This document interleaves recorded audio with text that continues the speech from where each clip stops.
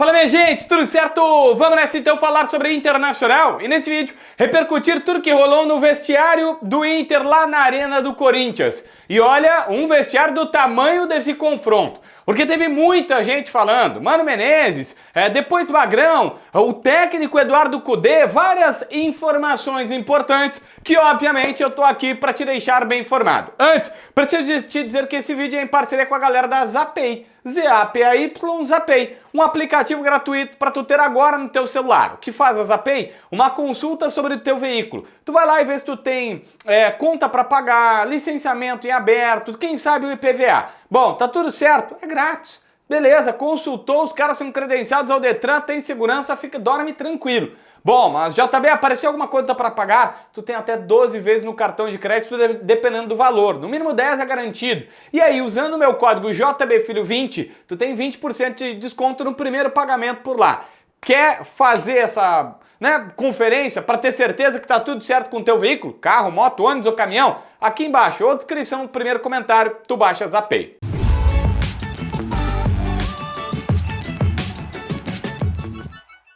Gente, Mano Menezes começou colocando fogo no parquinho. Foi para sua entrevista coletiva e lá falou até algumas coisas. Começou dizendo que o jogo foi parelho, que os números mostram isso e tudo mais, mas que ele achou o Inter mais lúcido e o Corinthians jogando muito mais na base da superação, da vontade e tudo mais. Ele até em algum momento falou sobre seus jogadores, sobre encontrar soluções, deixou claro que o fato de ter Arangues e Bruno Henrique ali na construção das jogadas, ter uma diferença do Johnny pro Arangues de primeiro volante, confundiu um pouco os caras e tal, e que os jogadores em campo não acharam essa solução. Só que aí, o Mano Menezes ele falou o seguinte, ele sempre achou o Inter um time fora de tabela, fora de lugar na tabela, fora de posição na tabela de classificação, que ele disse, pela qualidade que tem, pelo número de bons jogadores que tem, eles estavam, era uma circunstância do campeonato ali, estar do meio para baixo da tabela. Só que aí o Mano Menezes ele fala o seguinte, para justificar a derrota, ele disse para os repórteres analisar todo o contexto geral do jogo, que o Inter queria muito vencê-los e que existia uma informação dentro do vestiário do Corinthians que lá do outro lado, no caso do Inter, o bicho tinha sido triplicado, que as pessoas do Internacional, para vencer pela primeira vez o Timão na sua arena e depois de muito tempo em São Paulo, tinha colocado 3 vezes o valor de bicho para os jogadores para tentar motivá-lo. Bom, tá aí o fogo no parquinho do Mano Menezes, embora que não faz a menor diferença, não justifica nada, o cara perdeu, então era só triplicar o bicho do Corinthians que teria empatado, vencido o jogo, seria empate, daí todo mundo com o bicho triplicado. O presidente Barcelos não se manifestou oficialmente, mas o Alexandre Pretzel, que estava fazendo o jogo pela Bandeirantes, cruzou por ele, conversou com o presidente e o presidente só falou uma frase, isso é desculpa, tá? Essa foi a frase do presidente Barcelos. E ele, num primeiro momento, não negou. Eu falei, será que o presidente não tá, E o Magrão foi falar com a imprensa. E aí o Magrão negou. O Magrão chegou e disse, gente, nada disso é verdade. Se o Mano falou, ele que vai ter que conversar com os atletas e vai ter que cumprir. Porque absolutamente nada disso é verdade. Não teve bicho triplicado, não teve nada diferente. A nossa motivação foi quebrar um tabu contra o Corinthians e conseguir 6 pontos fora de casa para dar aquela melhorada na vida do Inter nesta reta final de campeonato. E é isso a única situação que aconteceu. Mas o Magrão também, e aí a gente evolui aqui nas palavras, entrevistas de todo mundo, contou mais algumas informações, além de negar essa situação que o Mano Menezes aí tentou fazer um bolo.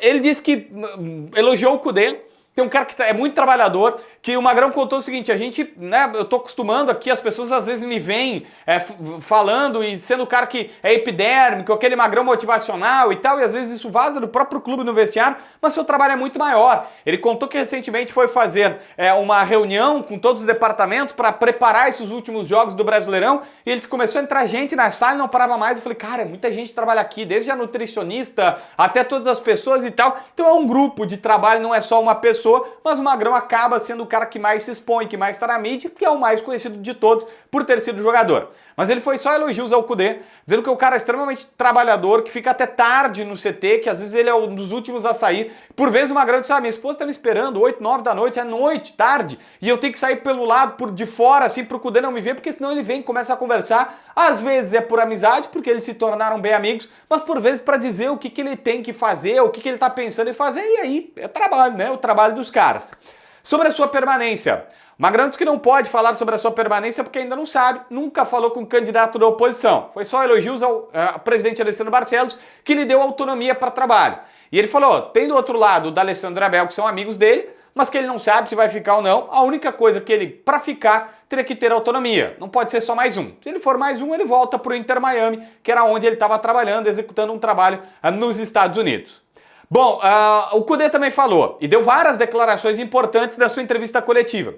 A primeira, o Kudê, ele falou assim, é verdade, Roberto Melo, candidato da oposição, entrou em contato com ele e falaram, e ele disse, olha, ele me passou o lado dele. Me disse exatamente o que ele pensava, me disse o que ele gostaria e tal, e o Kudê não disse exatamente o que é, mas o Melo entrou em contato com o Kudê para avisar o Kudê que se ele vencer as eleições, o Kudê vai permanecer. Então, já é certo. Agora o Kudê confirma que recebeu o contato do Roberto Melo, que foi, na verdade, o cara que contratou ele lá atrás da primeira vinda do Kudê. No final de 2019, o Melo viajou para a Argentina e fechou. Aí depois aconteceu tudo que aconteceu em 2020 e tal, ele ficou, saiu, foi pro Celta, já não era mais o Melo vice de futebol, passou a ser o Barcelos, enfim, todas aquelas coisas que todo mundo já sabe. Mas teve o contato, tá? Teve o contato e o Kudê não vai falar sobre o futuro, ele disse que não vai falar sobre o futuro até depois das eleições, mas já é meio que sabido que ele vai permanecer e tudo mais. Foi muito claro ao dizer assim que não teve proposta do Racing, que em momento algum ele negociou com o Racing, que sua cabeça tá aqui e tudo mais, e tá em cumprir o acordo que ele fez com a direção, que ele só vai finalizar alguma coisa depois do sábado à noite, quando acontecer a eleição, beleza? Gente, elogios aqui.